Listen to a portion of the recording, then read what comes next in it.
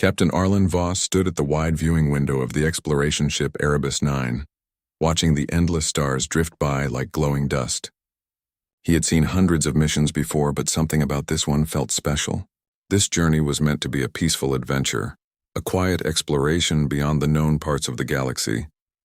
The crew of 7 people trusted him completely. They were all trained, disciplined, and brave. They had left Earth months ago, heading into regions no human had ever visited. There was excitement in the air, mixed with the calm rhythm of routine. Every day brought new data, new stars, and new discoveries. It was what every explorer dreamed of. The Erebus 9 was not a large warship. It was small, built for long travel and research, not for battle. Its engines were quiet, its rooms narrow but comfortable. The crew had grown close over the months, sharing meals, laughter, and stories about home. Lyra Meng, the ship's engineer, was the youngest and always full of ideas. The medic Dr. Soren had a calm voice that soothed everyone during long nights. There was also Kellen, the communications officer, who loved to joke that even silence in space had its own music. Together, they made a team that trusted one another more than anyone else in the galaxy. For a while, everything was perfect. The mission logs showed progress. They were mapping new sectors, discovering strange nebulae, and collecting data from asteroids older than Earth itself. Each discovery filled them with pride. They often talked about how their names would be remembered in Earth's history. No one imagined that a single small error could turn their dream into a nightmare. It started as a faint vibration, barely noticeable. Then came a light flicker across the control panels. Lyra frowned, tapping the screen to reset the system. "Just interference," she said, smiling nervously. But the flicker returned. The navigation system began showing inconsistent readings. The stars outside didn't match the data on the map. It was as if they had drifted off their path. Captain Voss ordered a full diagnostic. The ship's AI reported strange gravitational distortions nearby. Still, no one panicked. They had handled system errors before. Hours passed. Then the distortion grew stronger. The radar began to twist and warp. Every sensor screamed warnings that made no sense. The crew felt a deep pull, an invisible force dragging the ship forward. Voss shouted for engine control. Lyra tried to activate the stabilizers, but the controls went dark. The ship shuddered violently. Every person on board grabbed onto something as alarms filled the cabin. They were caught in something unknown, a gravitational storm that wasn't supposed to exist in that region. Outside the window, the stars seemed to bend and stretch. Light twisted in strange shapes like a reflection in broken glass. The Erebus 9 spun out of control, tumbling through a tunnel of colors and shadows. The crew could barely breathe. Then just as suddenly as it started, the shaking stopped. Silence filled the ship. Every sound, every hum was gone. They had escaped the storm. But when they looked outside, their hearts sank. Nothing looked familiar. The star charts didn't match what they saw. There were no known constellations, no familiar beacons, just a black emptiness with scattered distant lights. Lyra checked the coordinates again and again, but the system refused to recognize their position. Kellen tried sending a signal back to the nearest relay station, but there was no response. It was as if the universe itself had swallowed them whole. Captain Voss stood still for a long time, staring at the map that now showed nothing but empty space. The crew waited for his orders, fear hidden behind tired faces. "We stay calm," he said finally, his voice firm but low. "We find our bearings. We'll get home." But deep inside, even he didn't believe it completely. They were off course, completely lost in deep space. The first few days after the incident were filled with attempts to fix what had gone wrong.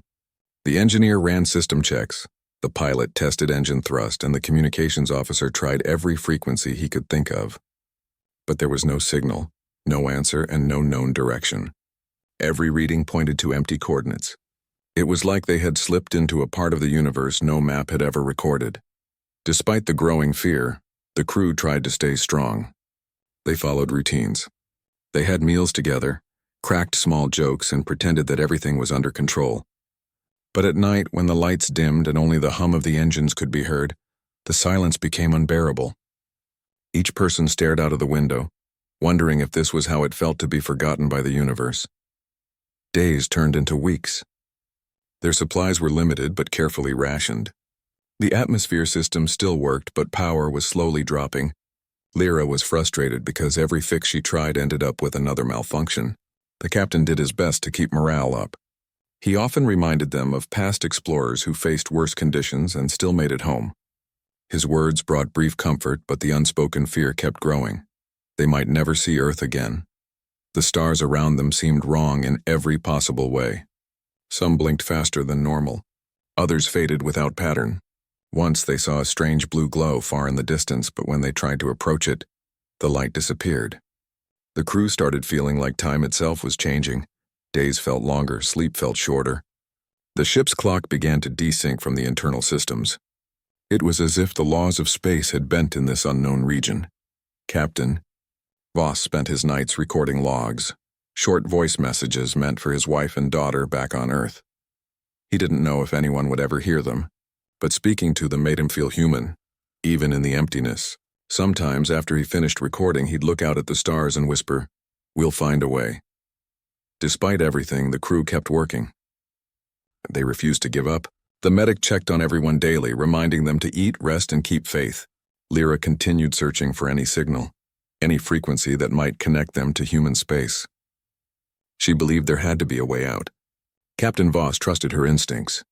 She was the ship's heart, the one who refused to accept defeat.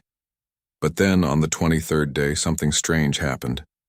The ship's sensors briefly caught a faint pulse, a wave of energy unlike anything they had seen before.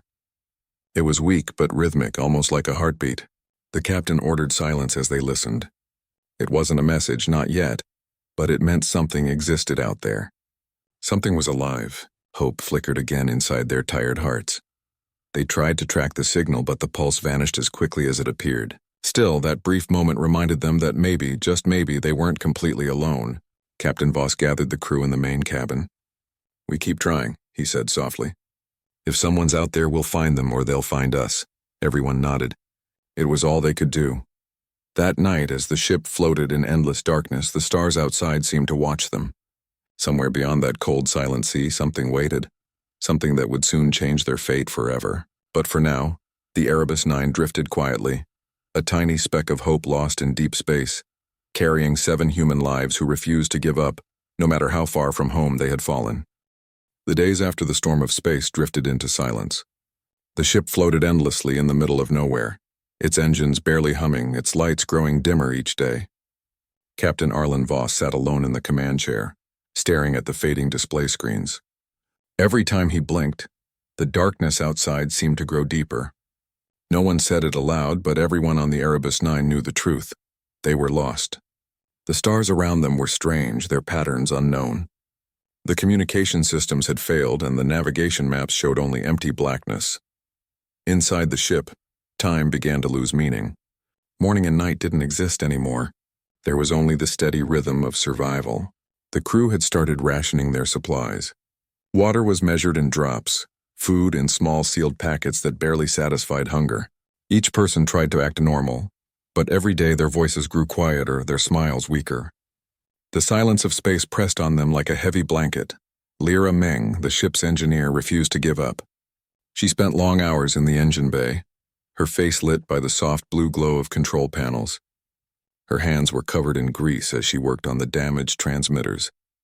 Every time she managed to restore a small function, like oxygen regulation or internal lighting, the crew would cheer softly, thankful for even the smallest success. But deep down, they knew the big problem still remained. They had no way to call for help. The medic, Dr. Soren, did his best to keep everyone calm. He checked their health, monitored their oxygen levels, and tried to stop the panic growing inside each person. Some nights he gave sleeping pills to the youngest crew members who couldn't handle the nightmares. In the dark, the ship creaked and sighed like an old ghost. Every sound made someone jump. Even a small alarm felt like thunder in that quiet world. Captain Voss carried the heaviest burden of all. He was their leader, their protector, and the one who had made the decision to explore this path. Every face that looked to him for answers reminded him of that. He hardly slept. In his small cabin, he recorded voice logs for Earth, though he knew no one could hear them. His voice would often break when he mentioned his wife and daughter. "I'll get us home," he whispered into the recorder one night, though his reflection in the mirror looked unsure. As the days turned into weeks, Tension began to rise. The ship's systems were failing one by one. Temperature controls struggled, making some parts of the ship freezing cold and others too warm. The food recycler broke down, and they had to rely on emergency rations. Kellen, the communications officer, tried hundreds of signal combinations, even ancient Morse codes, hoping someone might catch a fragment of their message. But space gave nothing back, no echo, no response. It was as if the universe itself had gone silent. Still, there were moments of hope that kept them alive. Once, while repairing a sensor, Lyra caught a faint energy fluctuation. For a few seconds, the radar blinked with something large moving far away. But before they could confirm it, the signal faded. Maybe it was just a meteor, or maybe it was something else. The mystery gave them something to talk about for days, something that kept them from falling apart completely.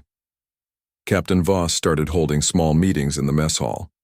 Every evening, the crew gathered around a dim light, sipping from their rationed cups of water. He told them stories from Earth, about the first explorers who sailed across unknown oceans centuries ago, guided only by stars. They didn't know what waited beyond the horizon, he said softly, but they went anyway. And that's why we're here, to carry that same courage. His words gave them warmth in a place where warmth was fading fast. The ship's power was becoming dangerously low. Lyra calculated that they had less than 20 days before the main reactor shut down completely.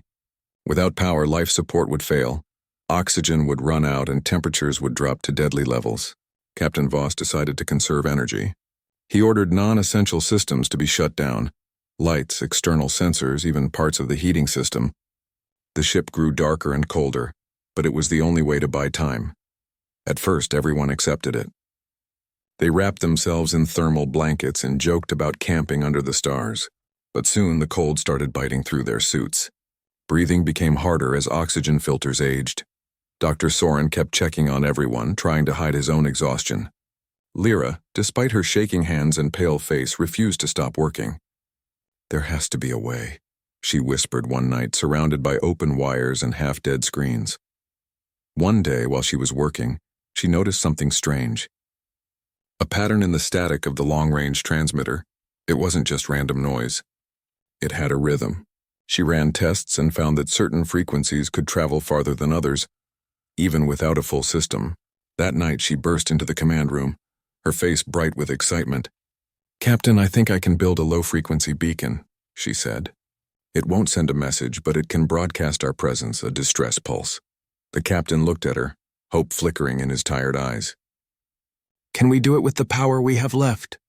he asked. Lyra nodded slowly. "It's risky. It'll take energy from life support, but if we don't try, no one will ever know we're out here." There was silence in the room as everyone thought about what she said. They all knew the risks. Reducing life support even slightly could mean slower oxygen renewal or lower temperature control. But there was no other choice. The crew agreed to help. They worked together for hours, their fingers numb from the cold. The engineer rewired circuits by hand, the pilot monitored the energy flow, and Kellen adjusted the signal modulator. Dr. Soren kept track of oxygen levels to make sure they didn't go too low. For the first time in weeks, everyone had a purpose again. Hope was back, small and fragile but real. Finally, the beacon was ready. Lyra connected the final wire, her hands trembling. Captain Voss placed his hand on the activation switch. He looked at his crew, the faces that had endured so much, and gave a short nod. "Let's call home," he said. Then he pressed the button. A deep hum filled the ship as the beacon came to life. The signal began to pulse, slow, strong, steady. The sound was like a heartbeat echoing through the walls. Every person on board listened in silence, as if hearing the first signs of life in a graveyard of stars. The signal traveled into the unknown, beyond what their eyes could see. For the first few hours, everyone felt alive again. They watched the signal strength flicker on the monitors, each pulse giving them a strange comfort. Maybe someone somewhere would hear it. Maybe a passing ship, a relay station, or even Earth itself would pick up their cry for help. They took turns monitoring the screens, refusing to sleep. But as the days passed, no answer came. The beacon kept sending, but the universe remained silent. The crew grew restless again. The medic tried to keep their spirits up, but the hope that had burned so bright began to fade once more. Lyra sat by the console every day, staring at the blinking light of the beacon, whispering, Someone will hear us. Captain Voss started to see the toll it was taking on everyone. He felt guilty for the risk he had agreed to. The temperature had dropped even more, and the oxygen levels were lower. Sometimes, when he looked around the ship, he saw tired eyes staring at him not with anger, but with quiet pleading for answers, for comfort, for something human in all this emptiness. Still, he refused to show fear. Every morning he checked the status reports, walked through the corridors, and spoke to each crew member. He reminded them that the beacon was still working. "As long as it's sending," he said softly, "we're still alive to be found." The Erebus 9 floated through the dark sea of stars, a tiny spark in the endless universe, its pulse beating like the last song of hope. The crew didn't know it yet, but that single stubborn signal, the one they had built with shaking hands and desperate faith, was traveling farther than they could ever imagine. And somewhere far away in the cold silence, something had begun to stir. The days after the beacon was activated passed slowly, one after another, filled with waiting, hoping, and disappointment. The ship was silent except for the low, rhythmic pulse of the distress signal echoing through the walls. It sounded like a heartbeat, steady but lonely. Every person on board listened to it day and night, hoping that at any moment someone would answer. But the deep emptiness of space stayed quiet. The crew tried not to lose hope, but hope was fragile, like a candle flickering in a storm. Lyra Meng, the engineer who had built the beacon, refused to give up.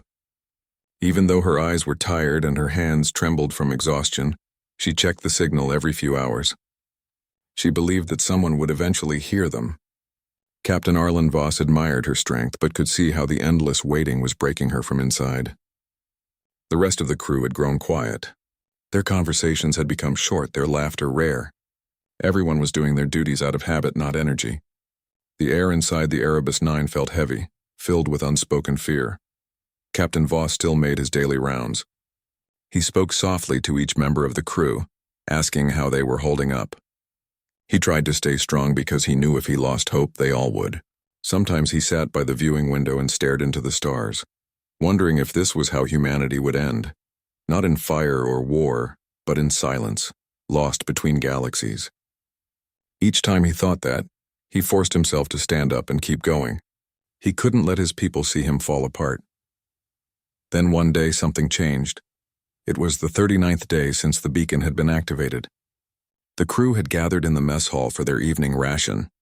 The lights were dim, the air cold, and their faces pale. They ate quietly until Kellen, the communications officer, suddenly froze. He had been watching the monitor out of habit, even though it had shown nothing for weeks. But now something was blinking on the screen.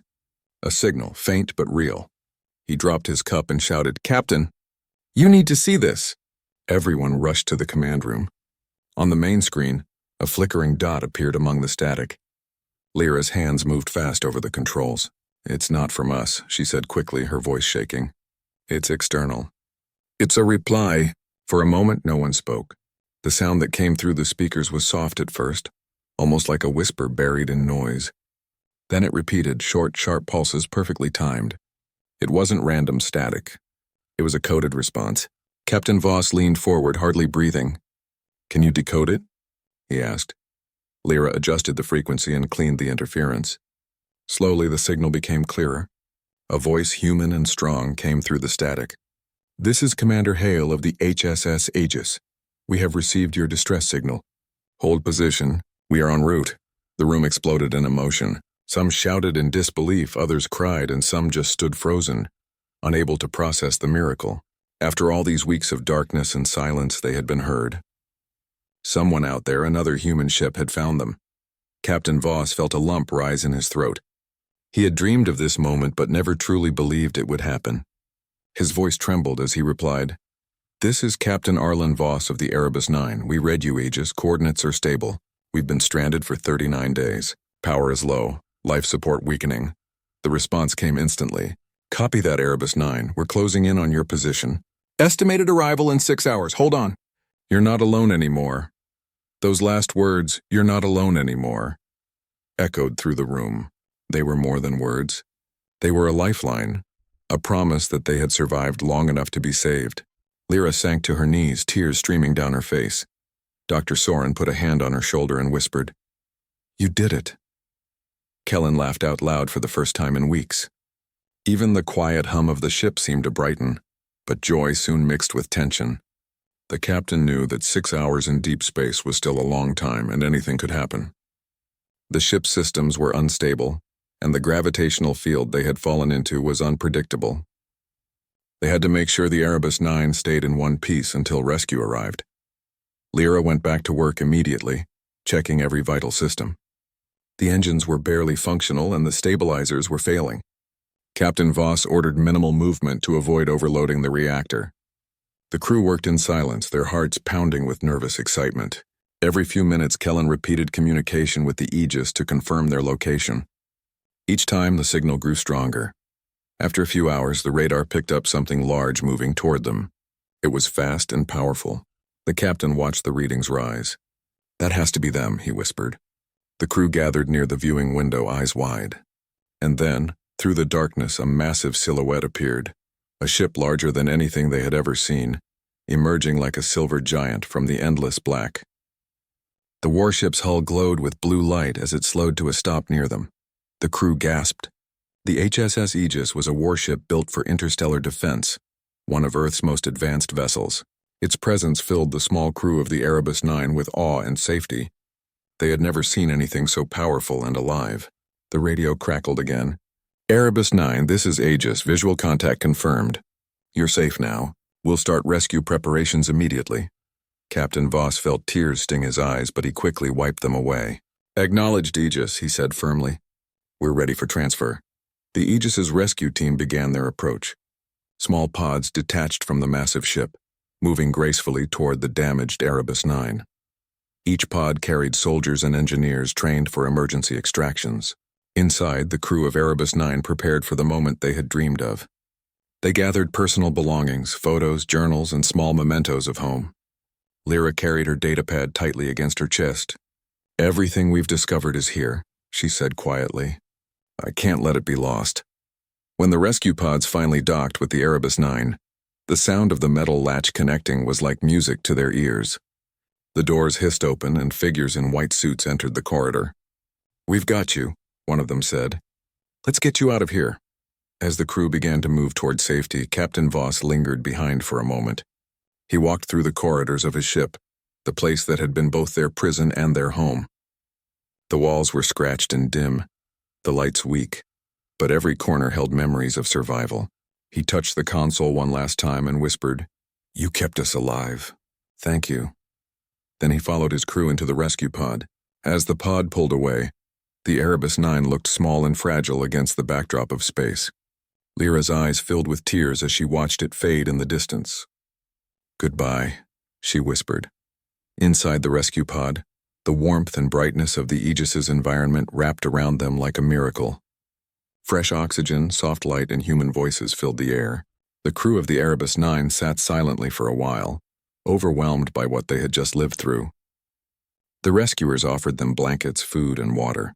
For the first time in weeks, they tasted real nourishment. Some cried while eating, unable to believe it was finally over. When Captain Voss stepped onto the Aegis's deck, Commander Hale met him with a salute. "You did well, Captain," he said. "We almost didn't pick up your signal, but that beacon of yours, ingenious work." Voss smiled weakly. "All credit goes to my engineer," he replied. She never stopped believing. The commander nodded with respect. "You've all earned your place in the stars today." As the Aegis turned for the long journey back to human space, the crew of the Erebus 9 gathered at the observation deck. Outside, the remains of their old ship drifted in silence, its faint light slowly dying. Yet among the crew there was no sorrow, only gratitude. They had been lost in the deepest part of space, forgotten by the universe, but their call had been heard. Humanity had answered. For the first time in 40 days, the stars didn't look cold anymore. They looked alive, shining with hope. The moment the rescue pods from the HSS Aegis attached to the Erebus 9, the crew felt a surge of relief, but it was far from over. Space was still a dangerous and unpredictable place, and even now, with help at hand, survival demanded every ounce of focus and courage. Captain Arlen Voss knew that while the rescue had begun, the ship itself was unstable. The Erebus 9 had suffered from weeks of drifting in the anomaly, its systems weak, its hull battered, and its life support teetering on the edge. Even a minor shift in gravity or a small collision with debris could turn the rescue into a disaster. Inside the pod, Lyra Meng and the rest of the crew were strapped securely, but their eyes never left their ship. Each corridor, each control panel, every corner held memories of struggle and survival. Lyra clutched her datapad tightly, unwilling to risk losing the records of all the discoveries they had made. She had spent days cataloging new star systems, anomalies, and energy readings. "If we lose this," she whispered to Captain Voss, "all our work disappears with the ship." Voss nodded grimly. He had been staring at the Erebus 9's bow, noting the way the outer panels had buckled under stress and the slight tilts in the hull that suggested the structural integrity was compromised. "We won't lose it," he said.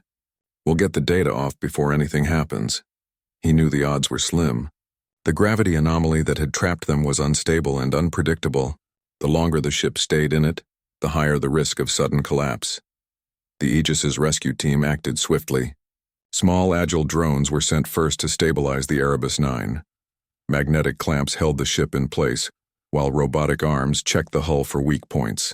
Crew members inside the pods worked in tandem, moving carefully to secure vital systems. Even as the Erebus shuddered from the gravitational pull, the team kept their calm, their training evident in every precise movement. Captain Voss gave orders to prepare the emergency evacuation. Crew members of the Erebus 9 checked oxygen levels, confirmed pod capacity, and secured their personal effects. Lyra continued to transfer data to the rescue pod, her fingers flying over the controls despite the tension. Every panel she touched seemed ready to fail. Every wire looked fragile, but she worked with determination. She could not allow the knowledge they had gained to vanish into the void. Outside, the gravity waves from the anomaly began to shift. The Erebus 9 rocked violently, the lights flickering as power surged and dropped. One section of the hull buckled, producing a loud metallic groan. The crew froze, holding their breath. If the ship tore further, it could crush the corridors, cut off life support, or worse, tear the ship apart entirely. Captain Voss's voice cut through the tension, steady and commanding. "Hold positions. Follow procedure. We're almost clear." The rescue pods moved closer, their magnetic tethers stretching like arms reaching into the void. Each crew member of the Erebus 9 followed the instructions meticulously. The medic, Dr. Soren, helped guide the older and more exhausted crew members, making sure no one stumbled or panicked. The hum of the Aegis's energy shields reverberated through the corridors, providing a strange but comforting rhythm. It felt like a heartbeat, a reminder that they were no longer entirely alone. Despite the danger, moments of humanity shone through. Lyra paused to glance at the viewports, watching the colors of the distant nebula swirl past. It was breathtaking, beautiful, and terrifying at the same time. Kellen, the communications officer, managed a shaky laugh as he looked at the blinking indicators of the approaching pods. "Who would have thought we'd get saved by a warship?" he muttered. Captain Voss allowed himself a small smile, though the tension in his body remained. Inside the ship, the transfer began. One by one, the crew climbed into the pods, their movements careful and deliberate. The pods were narrow but comfortable enough for short-term travel. As each person left the Erebus 9, the remaining crew continued to secure data, ensuring that nothing valuable would be lost. Lyra's fingers moved with urgency as she completed the last uploads, her eyes scanning the readings for any sign of system failure. Suddenly, a loud alarm blared through the Erebus 9. A panel had failed, triggering an automatic warning. The ship shuddered violently and a low rumble echoed through the corridors. Captain Voss froze for a split second before reacting. "Brace for impact. Everyone, stay in your pods until we stabilize." The rescue team responded instantly, adjusting their magnetic clamps and recalibrating the stabilizers. The tension was palpable. If the ship broke apart now, there would be no time to react. The gravity anomaly seemed to sense the chaos. Waves of energy rippled through space, shaking the Erebus 9 again. Panels warped. Loose debris floated through the corridors, and the lights flickered wildly. Lyra gritted her teeth, refusing to stop. Every second mattered. She pushed the final data transfer through, watching as the files reached the Aegis. Relief washed over her for a moment, but it was brief. The ship was still unstable. Captain Voss gave the order to start the final evacuation. He and a few remaining crew members, including the medic and engineer, prepared to leave last. The pods moved steadily along the docking path, their energy shields absorbing small shocks from the ship's movements. The sounds of groaning metal and rushing air filled the cabin. It was chaos, but organized chaos, the result of precise training and determination. As Voss climbed into the final pod, he took one last look at the Erebus 9. The ship that had been their home, their prison, and their battleground for weeks now seemed fragile and small against the infinite black of space. Panels hung loose, wires sparkled from energy surges, and the lights blinked like dying fireflies. The thought of losing it all weighed heavily, but he knew it had to happen. Survival came first. The pod detached, slowly pulling away as the Aegis adjusted its position. Voss could feel the subtle pull of gravity from the anomaly, tugging at the ship even now. He looked back at the Erebus 9, now nearly empty, and whispered, "Thank you for keeping us alive this long." Behind him, Lyra and the other crew members looked back as well, a mix of sadness and gratitude on their faces. Moments later, the Erebus 9 let out a final violent groan, the hull bent and twisted, panels cracking under pressure. Then, with a flash of metal and light, part of the ship's exterior gave way. Pieces floated off into the void, carried by the currents of the anomaly. The crew in the pod held their breath as they watched their ship crumble slowly, piece by piece. Lyra's eyes filled with tears, but she did not speak. The ship had survived so long, and now it was finally gone. Inside the Aegis, the pods merged with the main vessel. Warm lights replaced the cold, flickering illumination of the Erebus 9. Oxygen levels stabilized, and the hum of the warship's engines filled the cabin like a comforting song.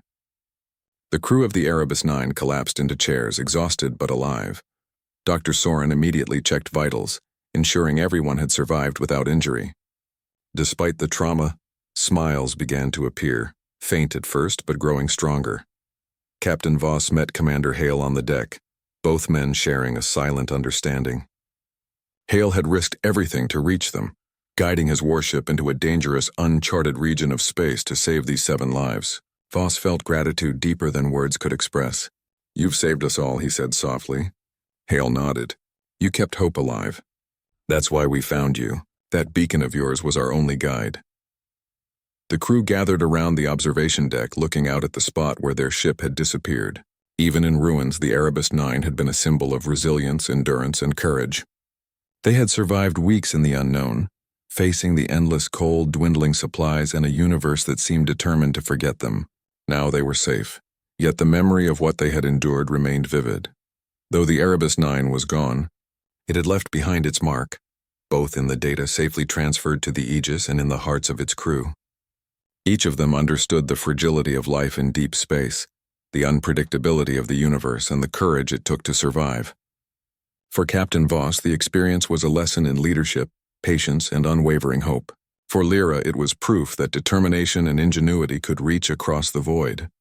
As the Aegis prepared to return to human-controlled space, the crew of the Erebus 9 felt a mixture of relief, sorrow, and triumph. They had lost their ship, yes, but they had not lost their lives, their knowledge, or their spirit. Humanity had reached into the darkest part of space and brought them home. And as they looked out at the stars beyond the observation deck, they understood something profound. No matter how vast and indifferent the universe might seem, courage, hope, and human connection could always shine through, even in the deepest darkness. The pod's engines hummed gently, carrying the survivors back to safety. Outside, space stretched endlessly, indifferent yet beautiful, a canvas of unknown dangers and wonders. And somewhere in that infinite night, the Erebus 9's light had vanished, but the story of its crew, their struggle, and their survival had only just begun. The journey back to human-controlled space aboard the HSS Aegis was filled with a quiet mix of relief, exhaustion, and reflection. The crew of the Erebus 9 had survived a nightmare that had tested every limit of human endurance. They were alive, but the experience had left deep marks on their bodies and souls. Captain Arlen Voss walked the corridors of the warship, still amazed that after weeks lost in the void, they had been rescued. The cold, dark space that had once felt so oppressive now seemed almost comforting, framed by the steady lights and hum of the Aegis's systems. Even as they recovered physically, the crew could not stop replaying the events in their minds. Lyra Meng, who had built the distress beacon, spent hours in her cabin reviewing the data logs she had transferred. Every reading, every unusual energy pulse, every anomaly was cataloged and saved. She had risked her safety to ensure that none of their discoveries would be lost. For her, the mission had been more than survival. It had been the pursuit of knowledge, and even in the face of almost certain death, she had refused to let it go to waste. Captain Voss checked on his crew constantly. Some of them were still pale and weak from rationed food and oxygen deprivation, and some were struggling with the mental strain of isolation. The long silence of deep space had left scars. Many spoke little, staring out at the stars through the observation windows as if trying to memorize them for the rest of their lives. The hum of the warship, the warmth of controlled air, and the gentle gravity were all comforting. Yet it was clear that no one would forget the loneliness of the weeks spent adrift. Commander Hale, the captain of the Aegis, met with Voss to discuss the rescue and the reports from the anomaly zone. "Your beacon was brilliant," Hale said. "It cut through layers of interference I didn't think possible. It gave us the only chance to find you before it was too late." Voss nodded, humbled. He had always known the beacon was their only hope, but hearing it described as brilliant made the weeks of fear and effort feel validated. "We only did what we had to do," he replied. "I'm glad it worked."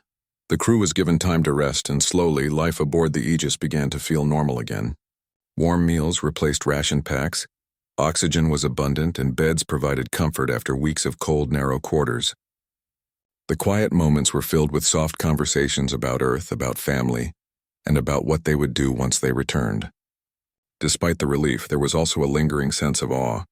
They had survived something unimaginable, something that few humans could even comprehend. The universe, vast and indifferent, had tested them, and they had endured. During this time, Voss reflected on the lessons of the ordeal. Leadership in deep space was more than making technical decisions. It was about maintaining hope, giving courage, and keeping the human spirit alive even when logic and reason seemed hopeless. He thought about how fragile life was, how a single failure could have ended everything, and how the human connection, the bonds among the crew, had been their greatest strength. The experience had changed him, deepened his understanding of both leadership and humanity. The crew began to share their stories with one another, recounting moments of fear, ingenuity, and courage. Lyra described her work on the beacon, the sleepless nights, and the panic she had felt when systems failed. Kellen talked about the hours spent scanning for signals and the despair of silence. Dr. Soren recounted the constant effort to keep everyone alive, both physically and mentally. Each story reinforced a sense of unity and mutual respect, reminding everyone that their survival had not been an individual effort but a shared one. Public announcements of the rescue began even before the Aegis returned to Earth. News channels broadcasted the miraculous story. A ship lost for 47 days, stranded in a region beyond the known galaxy, had sent a signal that brought human warships across unimaginable distances. The headlines called them heroes, survivors, pioneers, but the crew knew the truth. The real hero was humanity itself, the willingness to answer a call for help even in the darkest, most distant reaches of space. Even as recognition grew, the crew remained humble. They were aware that many things had gone wrong, and that their survival had relied on quick thinking, stubborn hope, and the courage of a distant fleet willing to risk itself for strangers. Voss often reminded his team that while the media would celebrate them, the real lesson was about the nature of human courage, the idea that help would come when someone believed in your survival and was willing to act. Lyra Meng spent part of her time cataloging every discovery, preparing reports to ensure the knowledge they had gathered would benefit future explorers. She had collected data on spatial anomalies, star systems, and energy fields, all of which could expand humanity's understanding of deep space. She realized that their near-death experience had a purpose beyond survival. It had created an opportunity to advance human knowledge.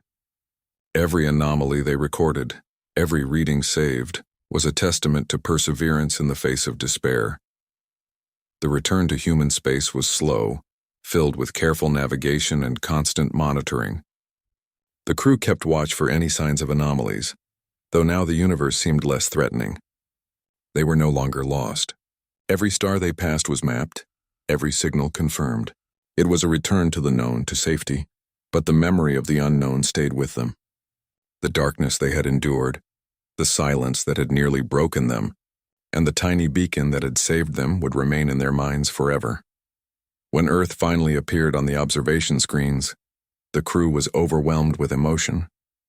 They could see the familiar blue of oceans, the green of continents, and the twinkling lights of cities. It was a sight that filled them with relief, joy, and a deep sense of belonging. For weeks they had been adrift in the cold void, and now they were home.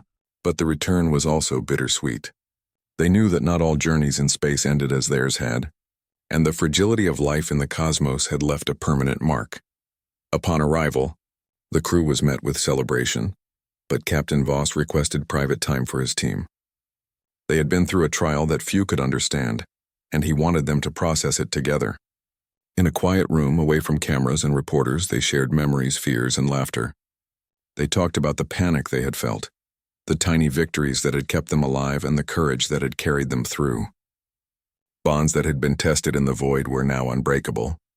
Voss also met his family, finally able to speak to his wife and daughter face to face after weeks of voice logs and imagined reunions. The embrace was emotional, tears flowing freely. For Voss, the moment reinforced the value of human connection, the warmth of loved ones, the strength of trust, and the motivation that had carried him through despair. Every decision he had made in deep space had been guided by one thought: to return to them. The story of the Erebus 9 became a teaching moment for explorers, scientists, and military leaders alike. It was studied for its lessons in leadership, crisis management, and human resilience. The beacon became a symbol of hope, a reminder that even in the deepest darkness, a small signal, a single act of ingenuity, could change fate. Lyra's work inspired new technologies for long-range communication, and the data collected on the anomaly zone helped improve space navigation for future missions. Despite all the attention and accolades, the crew maintained a quiet humility. They knew that survival had depended not just on skill, but on chance, timing, and the willingness of others to help. Commander Hale's decision to respond, the Aegis's precise maneuvering, and the team's own determination had all combined in a delicate balance that ensured life. They understood that the universe was vast and unpredictable, but that human courage, ingenuity, and compassion could bridge even the greatest distances. Months later, the crew reflected on their journey as part of daily life. Space travel had changed for them, not just in terms of exploration, but in understanding their own limits and capabilities. Captain Voss often spoke about the importance of hope, training, and teamwork. Lyra continued her research, now recognized as a pioneer in emergency signal technology. Kellen taught communications protocols inspired by their experience, and Dr. Soren helped train future crews on survival in extreme isolation. Every member carried lessons that would influence humanity's approach to deep space missions for years to come. The Erebus 9 story also left a profound mark on public imagination. People across the world followed the crew's journey, marveling at the courage, the endurance, and the extraordinary response of humanity in a crisis. The story reminded everyone that no matter how vast the universe, humans were capable of reaching across it to save one another. It was a tale of hope, resilience, and the enduring power of compassion. In the end, the crew realized that their adventure had been about more than survival. It was about the human spirit, the courage to face the unknown, the determination to keep moving when all seems lost, and the unwavering belief that someone, somewhere, would answer when help was needed most. They had been lost in deep space, alone and desperate, but humanity had reached for them, proving that even in the darkest void, light could still shine. And as they looked up at the stars once more, they knew that the universe was still vast and mysterious, filled with dangers and wonders alike. Yet they were no longer afraid. They had faced the worst, endured, and returned. They had learned that even in the coldest, most silent reaches of space, the human heart could create warmth, the human mind could find solutions, and the human spirit could survive against all odds. Their journey had ended, but the lessons, courage, and hope they carried would guide all who dared to explore the stars after them.